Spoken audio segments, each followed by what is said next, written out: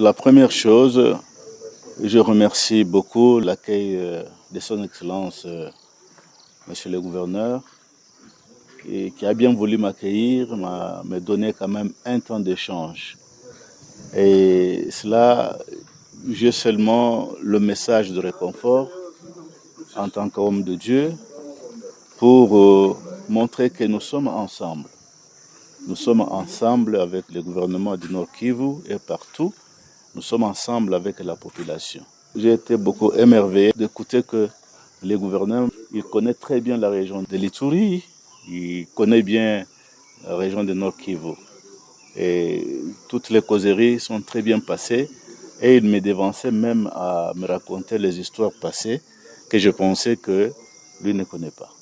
Ça, c'est d'abord la première chose. Nous avons quelqu'un, homme de terrain, un homme qui se bat pour sa population dans les sociales et aussi dans la défense de la patrie. Le message que nous pouvons lancer, c'est le message de la paix, le message de l'amour. Aimons Dieu, aimons son prochain, aimons notre nation. Sans cela, nous n'allons pas avancer. Quand nous aimons nos voisins, nous n'allons pas nous entretuer. Quand nous aimons nos voisins, nous allons aussi respecter l'amour de Dieu.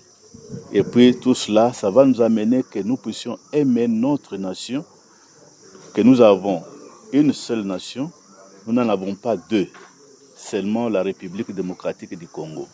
Et je dis à toute la population de Nord Kivu, aimons notre pays.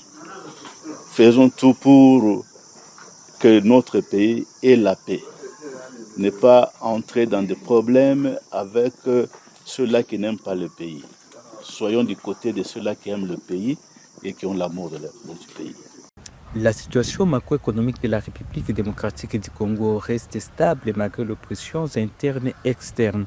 C'est ce qui ressort de la réunion du comité conjoncturel économique présidé par la première ministre Judith Suminwa Tuluka le mercredi 7 mai dernier dans la soirée à la primature. Le gouvernement s'est dit déterminé à trouver des solutions en fait que ces bons résultats enregistrés sur le plan économique se reflètent dans le quotidien de la population. Le premier vice-ministre, ministre de l'économie, Mukoko Samba, a confirmé cette stabilité des indicateurs du cadre macroéconomique, que ce soit au niveau des prix internes que du marché d'échange. Le cadre macroéconomique demeure stable, qu'il s'agisse du niveau des prix intérieurs, qu'il s'agisse du marché de change, qui est resté stable depuis plusieurs mois. Mais ce dont nous avons spécialement parlé aujourd'hui, c'est justement d'essayer de rapprocher cette, on va dire, belle santé macroéconomique avec les conditions de vie de nos concitoyens. Parce que le cadre macroéconomique